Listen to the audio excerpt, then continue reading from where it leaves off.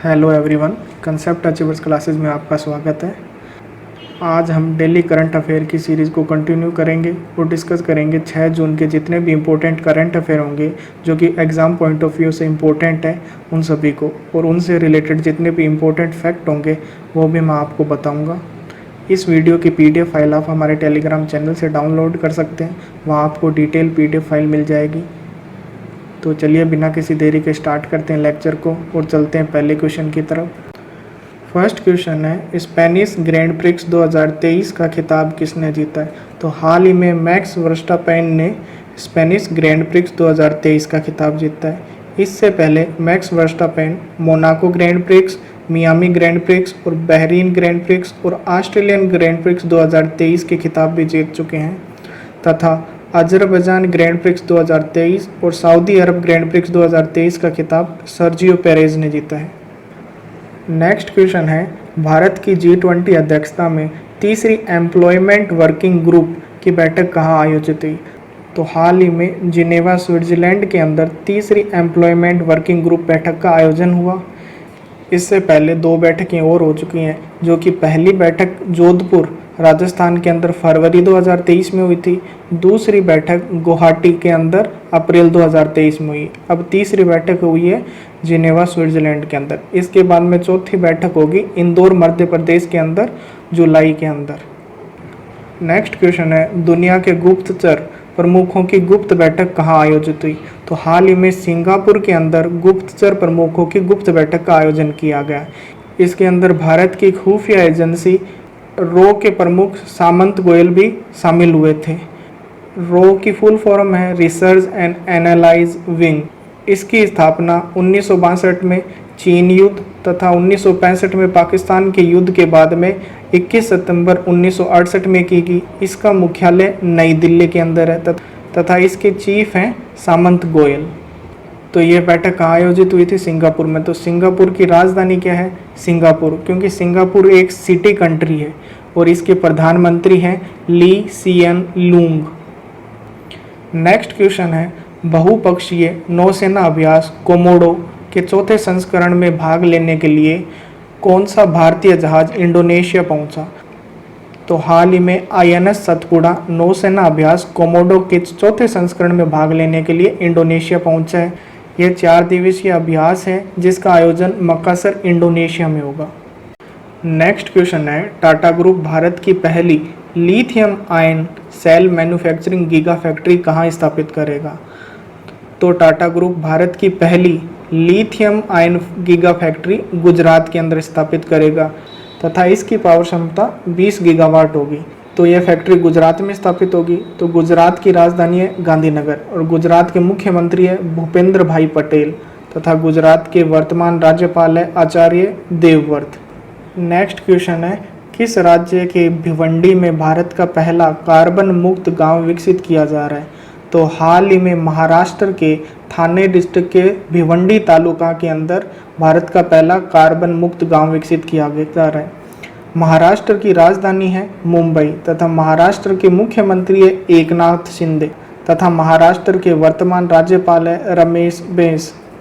Next question है, ISSF junior विश्व cup में 10 metre air rifle mixed team event में किसने स्वर्ण पदक जीता है? तो हाल ही में अभिनव शाह तथा गौतमी भनोट ने 10 metre air rifle mixed team event में स्वर्ण पदक जीता है तथा इस चैंपियनशिप का आयोजन सुहल जर्मनी में किया जा रहा है।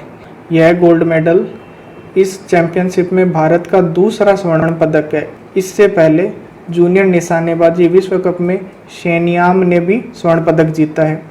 ISSF की फुल फॉर्म होती है इंटरनेशनल शूटिंग स्पोर्ट्स फेडरेशन तथा इसकी स्थापना 1907 में की गई। इसका मुख्यालय है म्यूनिख जर्मनी के अंदर। नेक्स्ट क्वेश्चन है, जम्मू कश्मीर के भद्रवाह में किसने लेवेंडर महोत्सव का उद्घाटन किया? तो हाल ही में केंद्रीय मंत्री डॉक्टर जितेंद्र सिंह ने लेवेंडर महोत्सव का उद्घाटन किया तथा केंद्रीय मंत्री डॉक्टर जितेंद्र सिंह ने भद्रवाह को भारत की लेवेंडर राजधानी कहा तथा इस कार्यक्रम का आयोजन CSIR Indian institute of integrative medicine Jammu ने अपने 1 वीक 1 लैब कैंपेन के हिस्से के रूप में किया तथा जितेंद्र सिंह ने भद्रवाह को भारत की पर्पल क्रांति का जन्म स्थान बताया। नेक्स्ट क्वेश्चन है रैंगलर ब्रांड ने किसे ब्रांड एम्बेसडर नियुक्त किया है? तो हाल ही में रैंगलर ने स्मृति मंदाना को ब्रांड एम्बेसडर नियुक्त किया है। Smriti Mandhana Indian female cricket team की खिलाड़ी है। नेक्स्ट क्वेश्चन है किस भारतीय सेना बल ने हरित पहल हरित तकनीकों को अपनाया है? तो हाल ही में भारतीय नौसेना ने हरित पहल और हरित तकनीकों को अपनाया है तथा भारतीय नौसेना ने विश्व पर्यावरण दिवस पर मिशन लाइफ की गतिविधियों का आयोजन किया। मिशन लाइफ की फुल फॉर्म है lifestyle for environment. Next question है न्याय विभाग ने केंद्र प्रायोजित योजनाओं के क्रियान्वयन की निगरानी के लिए कौन सा पोर्टल बनाया? तो हाल ही में न्याय विभाग ने न्याय विकास पोर्टल बनाया। न्याय विभाग 1993-94 से ही जिलों और अधीनस्थ न्यायपालिकाओं की बुनियादी सुविधाओं के विकास के लिए केंद्र प्रायोजित योजनाओं को लागू कर रहा है। इसके तहत राज्य और केंद्र शासित प्रदेशों में योजना के तहत फंड शेयरिंग निम्न प्रकार जैसे उत्तरी पूर्वी और हिमालयी राज्यों में 90% सेंटर का तथा 10% स्टेट गवर्नमेंट देती है। अन्य राज्यों में 60% सेंटर देती है और 40% स्टेट गवर्नमेंट देती है तथा केंद्र शासित प्रदेशों में 100% फंड केंद्र सरकार द्वारा जाता है। इस योजना की कार्यान्वयन की निगरानी के लिए पोर्टल बनाया गया है।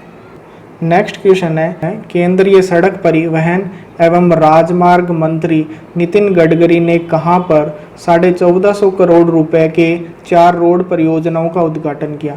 तो हाल ही में केंद्रीय मंत्री नितिन गडकरी ने असम के अंदर 1450 करोड़ रुपए की 4 रोड परियोजनाओं का उद्घाटन किया है।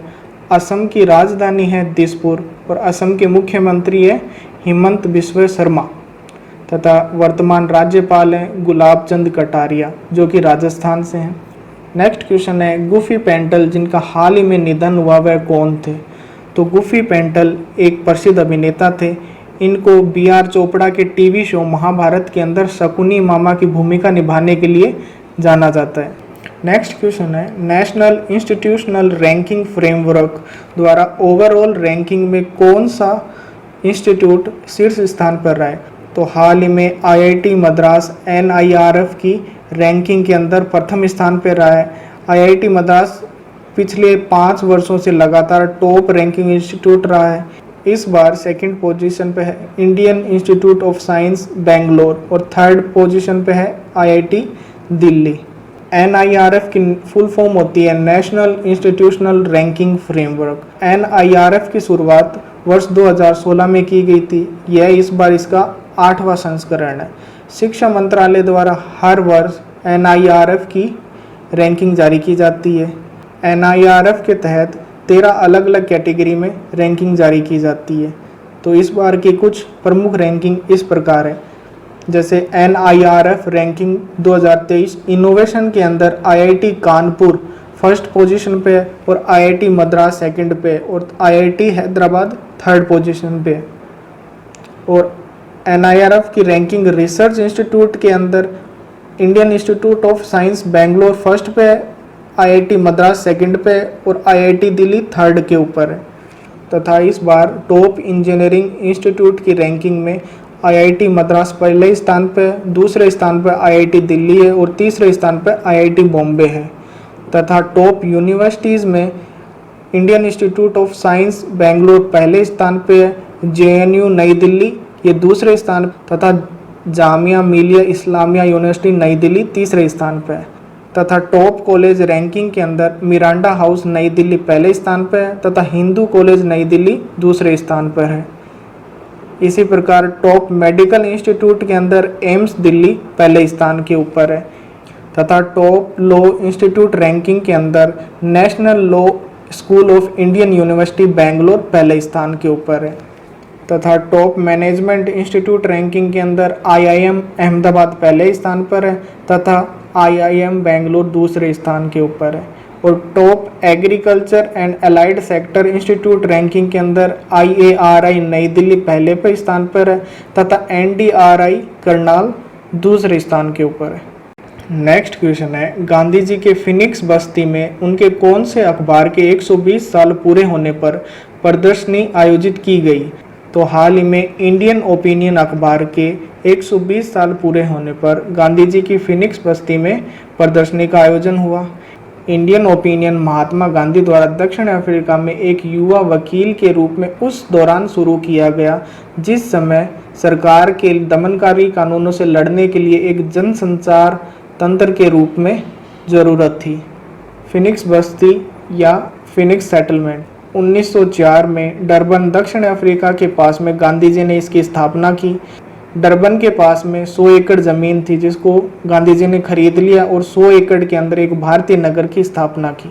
महात्मा गांधी द्वारा शुरू किए गए कुछ प्रसिद्ध पत्रिकाएं और अखबार, उनमें हैं इंडियन ओपिनियन जिनको उन्होंने दक्षिण अफ्रीका में स्टार्ट किया था, यंग इंडिया, नवजीवन और हरिजन।